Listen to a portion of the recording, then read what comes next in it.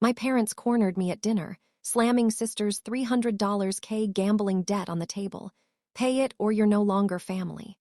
I stared them down, heart pounding, and whispered, "You have 7 days to fix this yourselves or lose me forever."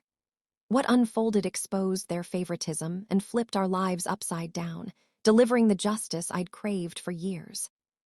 My father slid the folder across the table before I had even set down my fork. It landed between the bread basket and my water glass, a pale manila envelope, fat with paper, and the deliberateness of the gesture, the way his palm stayed flat on top of it a moment too long, made my stomach contract before I'd even looked up. The kitchen smelled like pot roast and rosemary. My mother had set the good placemats, the blue linen ones she only brought out when she wanted something ordinary to feel like an occasion. I should have known then. I should have known the moment I pulled into their driveway and saw that every light in the house was on. My sister Amy's gambling debt, $312,000, was spread across that table in 6 pages of collection notices, and my parents looked at me the way people look at a door they've already decided to walk through. "We need you to cover it," my mother said, Linda Wilson. She had the voice she always used when she'd already made a decision on my behalf and was waiting for me to catch up to it. "Not all at once. A payment plan. You have the savings, Lillian. You have the business. Amy doesn't have your—" She paused, tilting her head, searching for the word that wouldn't sound like what it was, foundation. "Foundation," I repeated. "You've always been the one who figured things out." She reached across the table and touched my wrist. "Remember when you were 7 and you saved your allowance for 3 months to buy your own school shoes? You just quietly did it. That's who you are." She was using a memory of me against me, and she didn't even know it. My father, Logan Wilson, sat across from me with the posture of a man who had coached my soccer team for 3 seasons and never once told me I'd played well. He was watching me the way he watched things he'd already decided. "If you can't step up for this family," he said, his voice dropping into the register I'd known since childhood, not quite a threat, but wanting me to understand that a threshold was near, "then maybe this family isn't something you're committed to." The laugh track from Amy's television pulsed through the wall. She was in the living room. She had not been invited to sit at the table where her debt was being handed to me. I could picture her on the couch, legs folded, unbothered, watching a reality show about people living in houses that weren't their own. I stared at my father across the pot roast. I stared at my mother. My heart was hammering so hard I could feel it at the base of my throat, and I thought about everything I had spent 10 years building. The business, the savings account, the retirement fund, the fragile and hard-won architecture of a life I had constructed entirely without their help, and I felt something go very still inside me. I set down my fork. "You have 7 days," I said, and my voice came out quiet, which surprised me. 7 days to show me the full picture, every account, every document, every signature, and then I'll tell you where I stand. I looked at my father, then my mother. "But hear me clearly. If what I find is what I think I'm going to find, we won't be talking about money anymore. We'll be talking about something else entirely." My mother's face shifted. The performed softness dropped for just a moment, just long enough for me to see what was underneath it, which was not malice but something almost worse, genuine incomprehension. She truly did not understand why I wasn't already reaching for a pen. 7 days, I said again and pushed back my chair. What unfolded in those 7 days exposed something I had spent 32 years not quite letting myself name.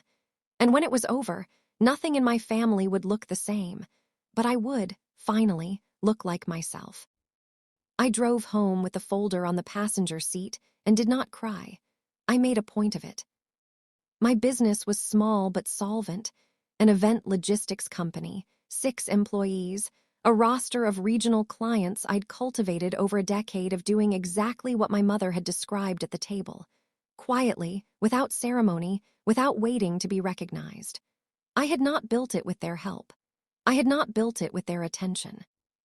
I had launched it on a Tuesday evening in a borrowed church hall, eaten the catered food I had arranged myself, and sent my parents a thank you card for their well wishes. Because they had called that morning to say Amy needed a ride to an appointment and they wouldn't be able to make it. I had written the card anyway, That was the kind of person I had been. The next morning, I called my accountant, then a friend who practiced family law, then a forensic document service. My friend was direct. Don't wait for them to show you what they want you to see. Pull everything yourself. It took 3 days. What I found was more specific than I had feared. 2 of Amy's 6 accounts had cosigners. Both cosigners were my parents.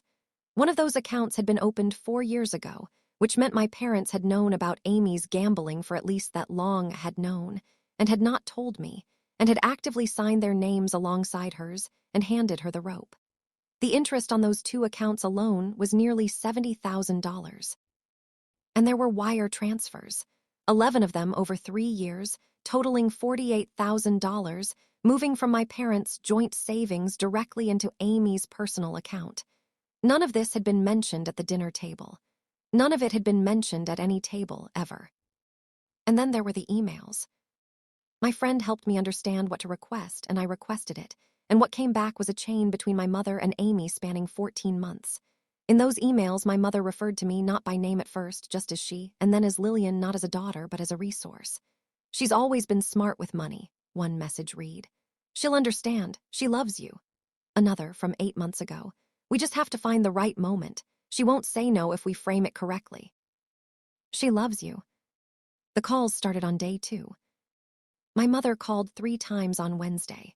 The voicemails began gently and ended with a tremor I recognized as the performance of a woman who was genuinely frightened, though I was no longer sure whether she was frightened of losing me or of losing the solution I represented. My father called once, left no message except my name and the word "pick up," and hung up. Amy called on Thursday. "I know you're mad," she said when I answered. She had the voice she always used when she wanted to seem humble without the inconvenience of actually being humble, breathy, a little raw, calibrated to make the listener feel like a bully for pushing back. "I know this is a lot to ask." "Did you know they were planning to ask me? I knew they were going to talk to you. They co-signed 2 of your accounts, Amy. They've been wiring you money for 3 years. They were helping me. They were hiding it from me while they were arranging to hand me the bill." I kept my voice level. "I have the emails." The silence that followed was not the silence of guilt. It was the silence of someone recalibrating. "You went through their emails." I requested financial records through legal channels. The emails were part of the disclosure. I waited a beat. "I'm not calling to fight. I'm telling you what I found so that when day 7 comes, what I say isn't a surprise." "What does that mean?" "It means I love you," I said, and I meant it, in the way you mean something that has cost you a great deal. But love is not the same as being a bank.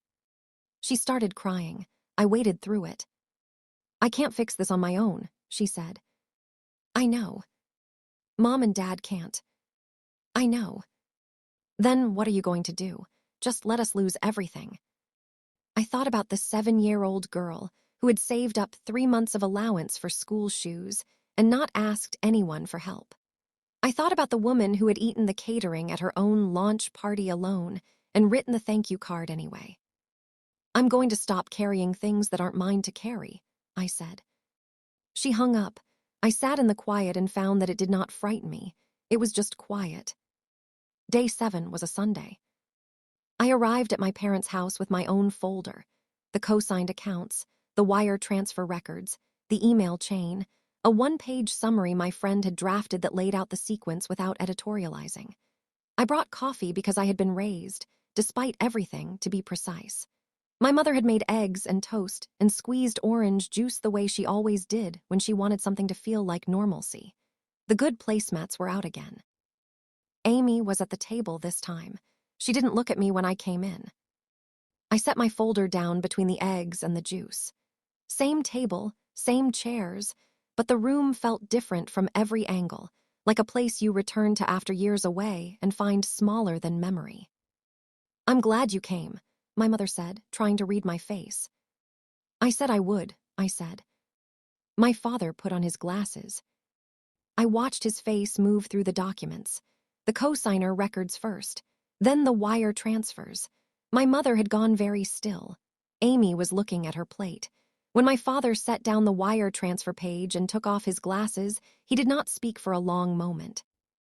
"We were trying to protect her," my mother said, before he could. "We didn't want to burden you before we had to." "You had already decided to burden me," I said. "You had decided before that dinner. The only thing you were managing was the timing." "That's not fair." "Linda," my father's voice was quiet, not the threshold voice. Something underneath it, something that sounded, for the first time I could remember, like a man who had run out of positions to hold. He looked at me. "She's right." My mother turned to him. "We made choices," he said. "We made them for years. We made this one without asking Lillian." My mother opened her mouth, closed it. The silence that followed was different from all the others. It didn't have a rehearsed answer waiting behind it. It was 3 people and 1 young woman sitting in a kitchen in the early morning, with eggs going cold on the good placemats, in the particular wreckage of a moment when the story a family has told itself can no longer hold its own weight. Amy looked up at me. Her eyes were red, and her expression was something I hadn't seen on her before, not guilt exactly, but bewilderment. The look of a person who had been so thoroughly at the center of every family story that the possibility of the story ending had never registered as a real outcome. "What happens to us?" she said. "I don't know," I said. "That's not mine to answer." I told them I would not be available for calls for 30 days, that I was not vanishing. I left my address on a card, because precision had always been mine to give, even when grace wasn't returned. I told them that if they wanted to rebuild something with me, I was open to that, slowly, with different terms. And then I told them the truest thing, the one I had carried the entire drive over and had decided, finally, to set down in the kitchen where it belonged. "I don't think you're bad people," I said. "I think you never really saw me. I think you built a family where there was Amy, and then there was the rest of the infrastructure, and I was part of the infrastructure, and you genuinely didn't know you were doing it. I think that's almost sadder than if you had." I picked up my folder. "I hope Amy gets real help. I hope you both do, too." I left before the eggs were finished. In the parking lot, I sat in my car and breathed.